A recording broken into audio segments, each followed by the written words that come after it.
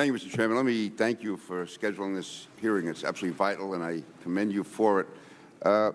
Commissioner Davis, first of all, thank you for your leadership. It was absolutely phenomenal. Let me just ask you, though, from the time of the attack on Monday afternoon until the shootout early Friday morning, did the FBI bring to your attention at all the fact that the older brother had been under investigation by the FBI? No, we didn't start to look at that until after the shootout. So this is 3.5 days after, and the FBI still did not make you aware of it? That's correct. I should stress that there was an ongoing investigation and a lot of information coming in from a lot of different sources. But the answer to your question is no, we didn't look at the brothers until after the shootout. After the photos were posted late Thursday afternoon, did anyone from the local mosque come forward to identify either of the brothers? I'm not certain of that. I don't know of anyone that did, but I know that there was some conversation with a group that we meet with frequently from the mosques called Bridges, but I'm not quite sure what their role was in the conversation. Could you checking back to us on whether or not, because to me, if their photos were all over television, someone should have recognized them from the mosque. By all means. Also, did any student from UMass Dartmouth come forward to identify the younger brother? They did not. Senator Lieberman, first of all, it's wonderful to see you here today. During the time I was ranking member and chairman, I didn't work more closely with anyone than you. Thank you. Conference committees, legislation, the joint hearing we held on Islamic radicalization in the military. I want to thank you for that. In your statement, though, you must mention any number of times the term violent Islamist ideology, violent Islamist extremism. I have not heard one administration official, including the Attorney General and the President, use the term Islamist. As Chairman McCall said, how are we going to know the enemy if we don't identify the enemy?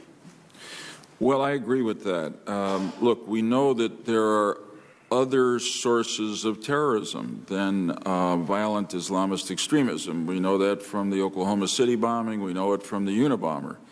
But it was self-evidently and publicly violent Islamist extremism that led to the attacks against us on 9/11/01, and didn't take detective work. Osama bin Laden and everybody else declared that to be the purpose. They want to bring down America and our civilization.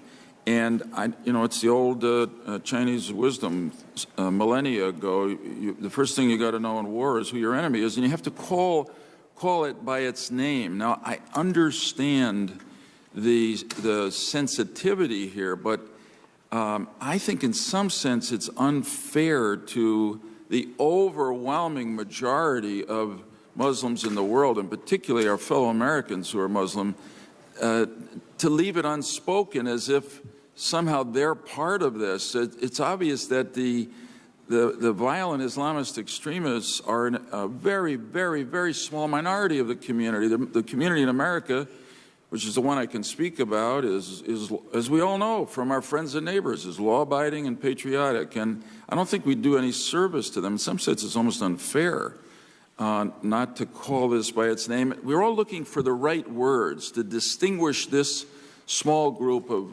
radicals, extremist terrorists from the great majority of overwhelming majority of Muslims in this country, and maybe we haven't found the right words. But in this case, what I gather happened in the mosque in Boston is very instructive.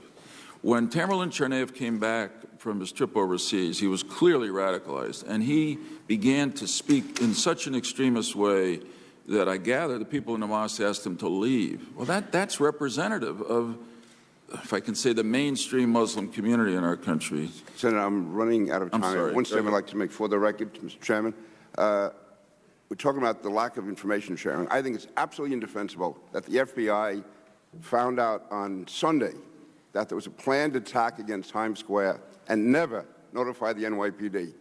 Here's a city that's been attacked twice, has 16 plots against it, and the FBI refused to give that information to the NYPD. And their reaction, when Commissioner Kelly and Mayor Bloomberg and I went public was to criticize us, saying we were somehow compromising the investigation, at the same time saying the reason they didn't give the information to the NYPD because there was no threat, that it was not a real threat. They can't have it both ways, and the failure to share information is absolutely indefensible, and I think they owe everyone an explanation as to why they withhold information, and to me it fits right into this pattern of keeping it to themselves and not sharing and not attempting to stop attacks. I just can't explain it, I can't understand it, and to me it's a severe breakdown in law enforcement.